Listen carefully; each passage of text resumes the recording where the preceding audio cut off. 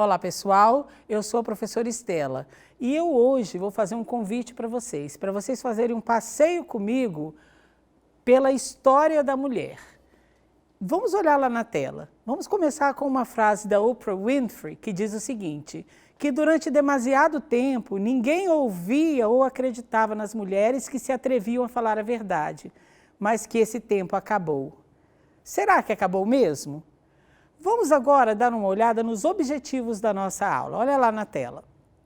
Nós vamos começar traçando uma linha do tempo da história da mulher, desde a pré-história até os tempos atuais.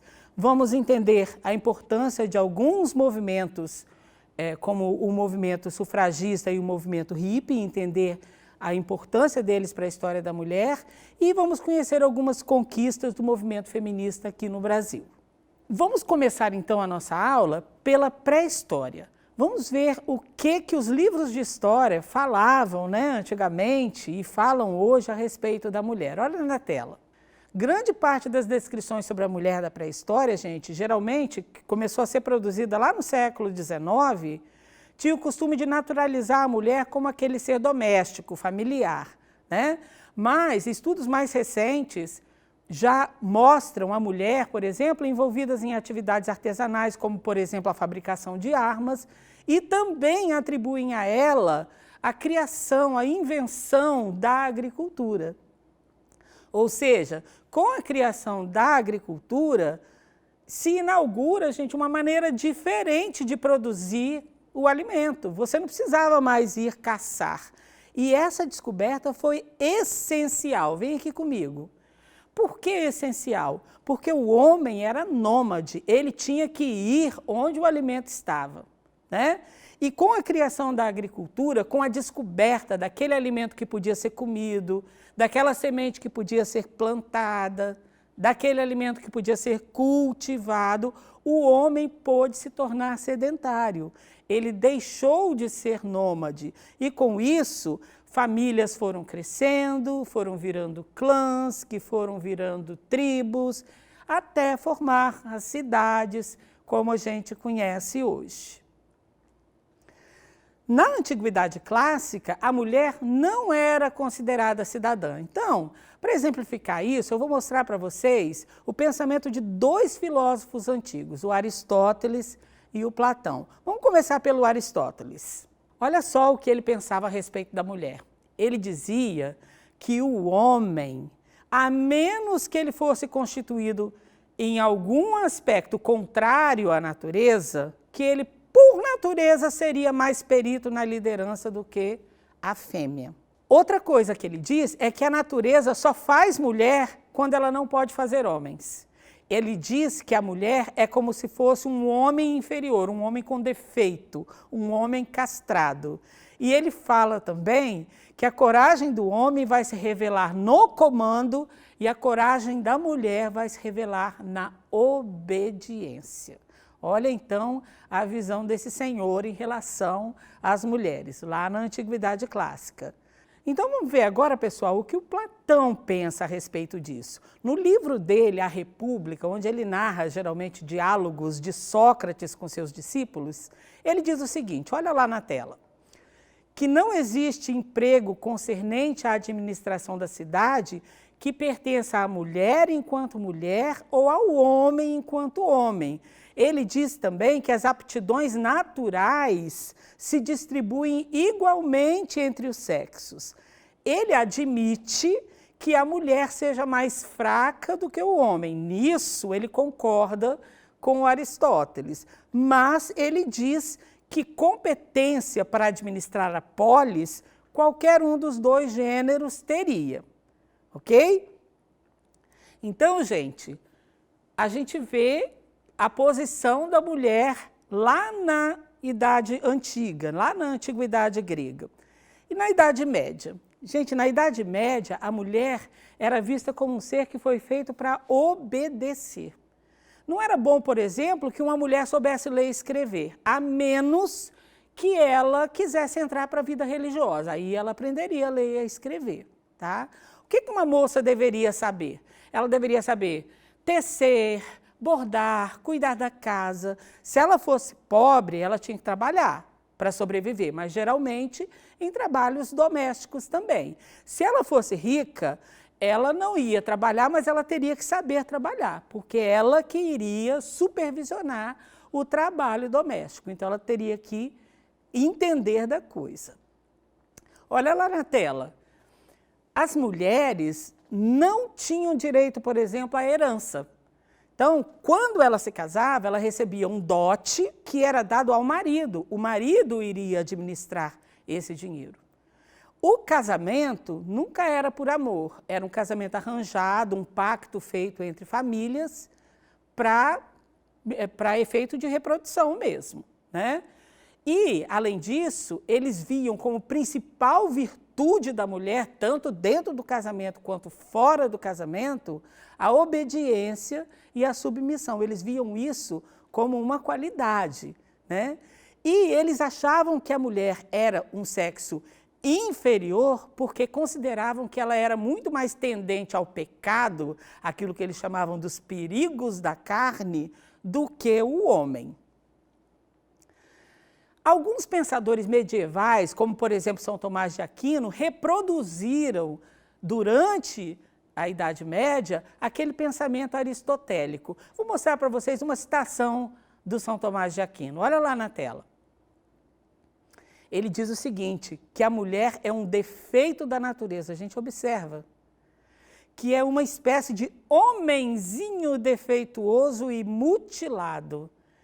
Ele acreditava que se ela nasceu mulher, foi por causa de um defeito do esperma ou de ventos úmidos, né?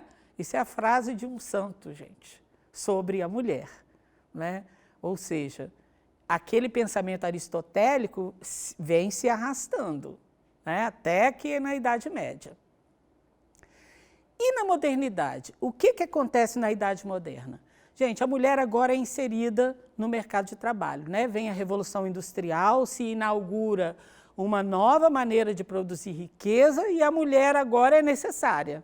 Não tem mão de obra masculina o suficiente, só que ela é inserida no mercado de trabalho de forma desigual. Ou seja, essa desigualdade que a gente vê hoje vem lá de muito tempo, né? E grandes tratados da filosofia política moderna não contemplam as mulheres. Tem um pensador chamado Nicolau Maquiavel que ele inaugura aquele conceito de sexo frágil, né, na sua obra. E olha, vou mostrar uma citação deles para vocês. Eu estou convencido de que é melhor ser impetuoso do que circunspecto. Ou seja, é melhor ser impetuoso do que ser paciente, do que ser quietinho no seu canto, né? Porque a sorte é como uma mulher e para dominá-la é necessário bater nela e contrariá-la.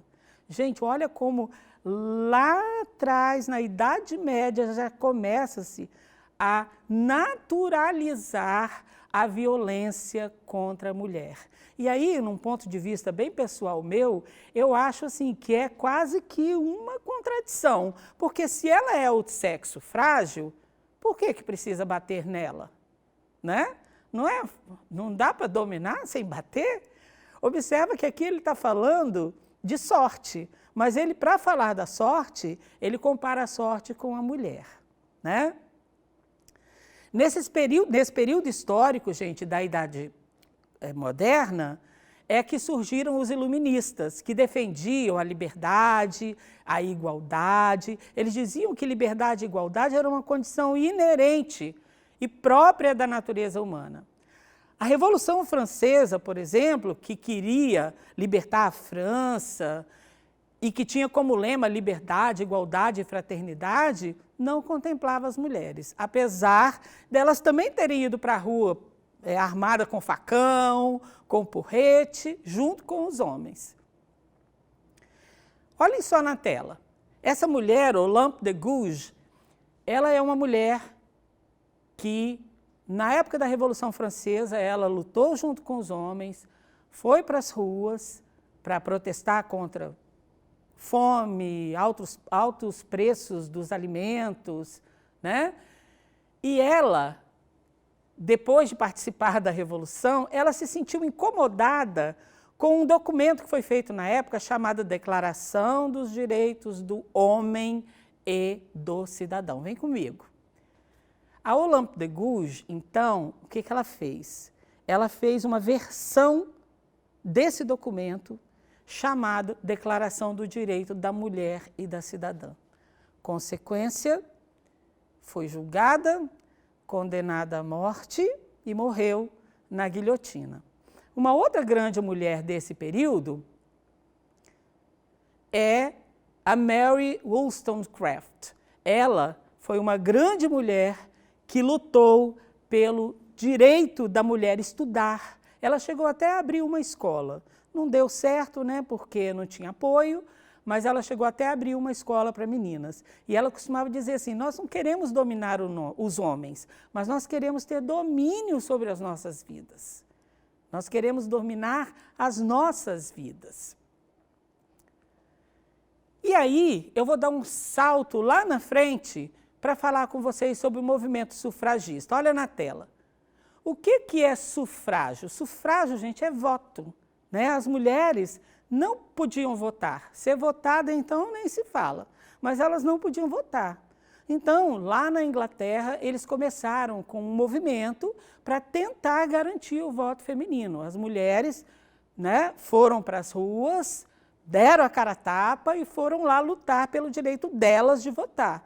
E sempre, gente, o movimento começa num lugar e depois esse movimento vai se espalhando no mundo inteiro. Então, foi um movimento de extrema importância, porque a ausência do voto feminino era simplesmente baseado num conceito preconceituoso, né, de que elas eram incapazes de atuar no meio político.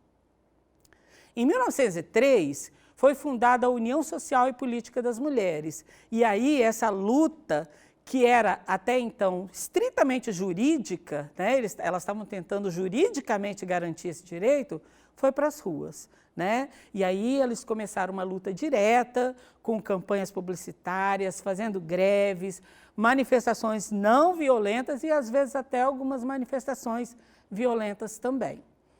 Outro período de grande importância para a emancipação da mulher foi aquele período entre as guerras, né? A Segunda e a Primeira Guerra Mundial. Observe essas imagens. Na primeira imagem é um pôster que tenta solicitar ajuda para as mulheres francesas. O texto diz mais ou menos assim: você vai ajudar as mulheres na França? Economize trigo. E aí embaixo, lá na legenda com a letra pequena, está escrito que as mulheres estão plantando e colhendo não só para alimentar elas mesmas e os filhos, mas também para alimentar os filhos e os maridos que estão nas trincheiras. Na segunda imagem da direita, vocês veem mulheres trabalhando em fábricas de armamento, que era para abastecer o exército. Além de ter havido batalhões femininos, como a Rússia teve um batalhão todo composto de mulheres, e de muitas mulheres terem atuado como voluntárias na linha de frente, como enfermeiras, como médicas, né? A guerra não se desenrolou apenas lá nas trincheiras, né, gente? Os países não podiam parar. As pessoas que não foram para a guerra, e mesmo as que estavam na guerra, tinham que ser alimentadas, tinham que ser vestidas. Então, as mulheres começaram a substituir os homens em ofícios que antes diziam que elas não podiam, né? Elas passaram a ser motorista, passaram a ser condutor de bonde, a trabalhar nos correios, a trabalhar como bancária e a trabalhar como professoras em escolas de meninos, porque antigamente, em escolas de meninos, só podia ter professor do sexo masculino. E aí, nós vamos agora ver um outro movimento que foi de muita importância para a mulher, que é o movimento hippie. Olha na tela.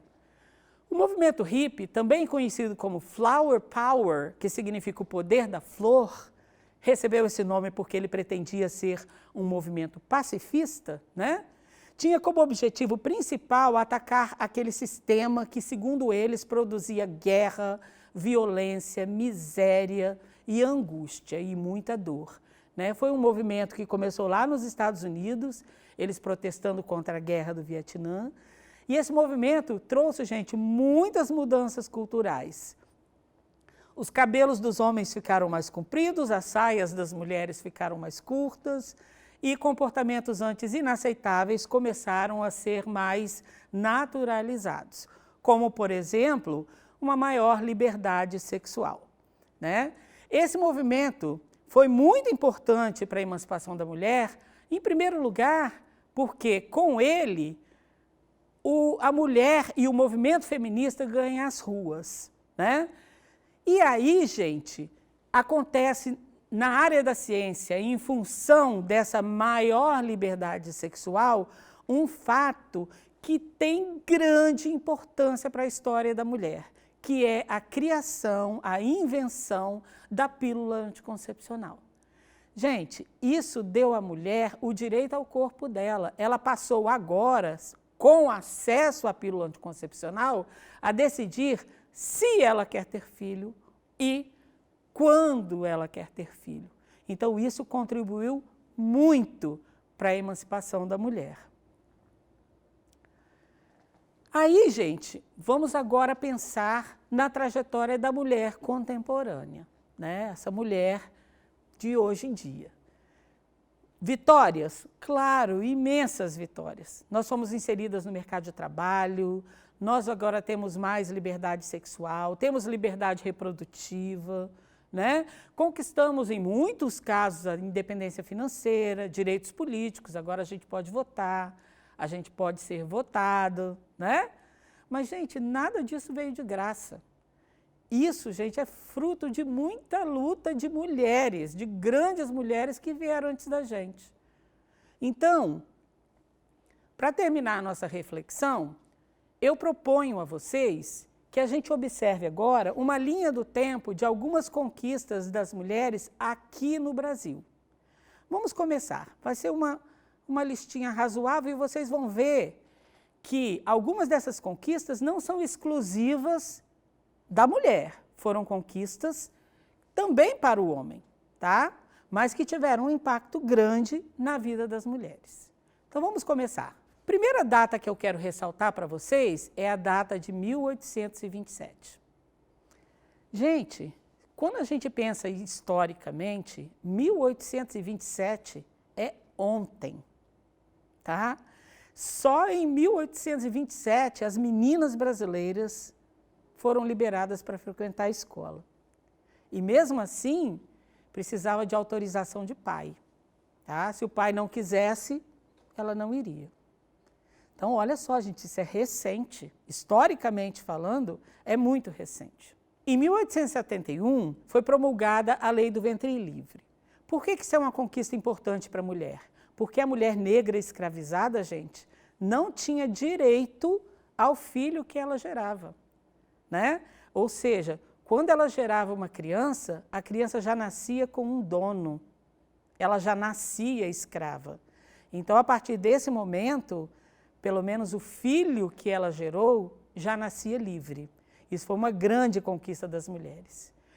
Em 1879, mais uma vez eu ressalto, historicamente isso é ontem, né? As mulheres passaram a poder estudar na universidade. Pessoal, também era condicionado, né? Se ela fosse solteira, tinha que ter permissão de pai, e se ela fosse casada, tinha que ter permissão do marido. Em 1888, é declarado o fim da escravidão, que é uma conquista não só feminina, né? Em 1934, as mulheres conquistam o direito de votar. Gente, 1934, meu pai já era nascido nessa época, ok? Então, elas passam a ter direito de votar. Só em 1934. Em 62 é criado o Estatuto da Mulher Casada. E isso, gente, foi um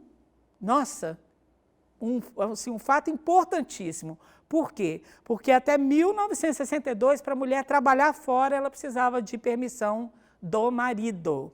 Depois veio a Lei do Divórcio, né, em 1977, que é importante para o homem e para a mulher, mas para a mulher muito mais, né? Porque o homem já estava acostumado a ter vida dupla e isso nunca foi muito questionado. A mulher não. A mulher ela tinha que ficar presa a um casamento, às vezes sem amor, por causa de toda uma burocracia. Em 85 surgiu a primeira delegacia da mulher e em 1996 as mulheres passaram a ter direito a uma participação política mais ativa. Foi, por exemplo, decretado que cada partido político deveria ter um número, um percentual X de mulheres, né? 2006, um marco da luta feminina, é criada a Lei Maria da Penha, que veio para tentar proteger as mulheres da violência doméstica. 2010, a primeira mulher foi eleita presidente do Brasil e em 2015 aquilo que foi plantado lá na Lei Maria da Penha é aprimorado e a lei do feminicídio passa a considerar o feminicídio como um crime hediondo. E em 2018, pessoas trans passam a poder alterar os seus nomes, né? Apenas indo no cartório, porque é uma população que sofria muito pelo fato de não ter o direito de adotar um nome social e sempre passava pelo constrangimento de ter um documento com o nome de batismo, né? E não com o nome que a pessoa gostaria de ser chamada. Então, gente, eu queria dar uma sugestão. Queria que vocês procurassem e assistissem o filme As Sufragistas, né? Que foi dirigido por uma mulher, Sarah Gavron, e foi escrito também por uma mulher, Abby Morgan, que mostra, né, essa marcha da mulher pelo direito ao voto. E terminar dizendo que são muitas conquistas, mas que a desigualdade entre as mulheres ainda persiste, elas são estruturais, tá? E que a luta pelos direitos está longe de acabar. Mas isso vai ser assunto para uma próxima aula. A gente se vê num próximo momento. Até logo!